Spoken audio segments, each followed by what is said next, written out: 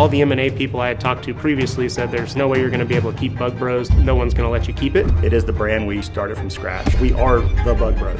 We over-leveraged ourselves. We pushed all the chips on the table, and it created a frenzy. There was a bidding war, and everyone had to put forth their highest and best right away. It doesn't matter how many times we fail. We're going to get back up one more time.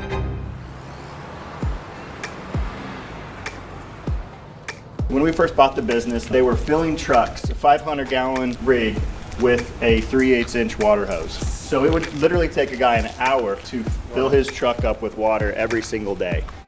We bought a business that the previous owner ran very differently than we do. He was very cheap, didn't want to really invest in people or things. So we brought this water tank in here. That water is pumped into this mixed-mate system. He'll now pull his truck in here. This hose drops down into the top of his tank, and it takes 2 minutes to fill up as opposed to over an hour from before. My parents raised my brother and I to be entrepreneurs our whole lives.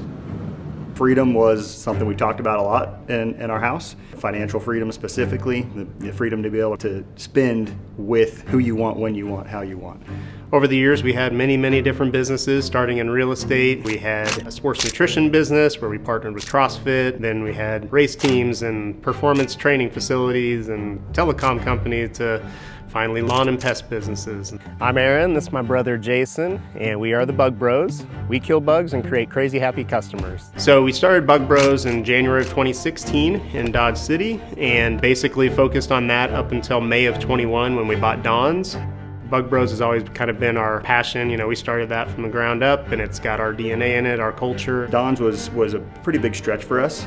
We over-leveraged ourselves to buy it. We bought the business in the height of COVID. We couldn't get new equipment, spray rigs, trucks we couldn't get because the chip shortage, with COVID. The average age of our fleet was 17 years old. So we kind of went all in with Don's. We pushed all the chips in the table, and we had to make it work. And we did. We figured it out. Thank God. We merged with another one of our competitors in town. All Green Lawn and Pest we bought this February. We weren't even thinking about selling at that time, but then over that next probably month or so, we had been having a lot of strategics, PE firms reaching out to us. I told Jason, I was like, let's look into what we're worth and put ourselves out there. So Oliver reached out at the same time, and it was just like perfect timing. We did not want to sell Bug Bros. We really wanted to sell just the lawn care side. All the M&A people I had talked to previously said there's no way you're going to be able to keep Bug Bros. No one's going to let you keep it. But when I talked to Oliver, he was super confident. He was like, "Nah, I can make that happen. We can make sure you can keep Bug Bros." He was very different than all the other ones. Within 2 weeks, we had a dozen LOIs from all the biggest strategics, and at multiples we couldn't have even imagined going into the process. I don't know what exactly Oliver did, but the way he did it, somehow it created a frenzy in essence. There's a bidding war, and everyone had to put forth their highest and best right away. The number that actually we settled on at the end was 50% higher than what we had our internal number. Going into it, I think we said, hey, if we get anything 10x or higher, we'll almost certainly sell, and we ended up getting way higher than that. And we were able to keep Bug Bros. We got everything that we had hoped for and more, so it was pretty amazing.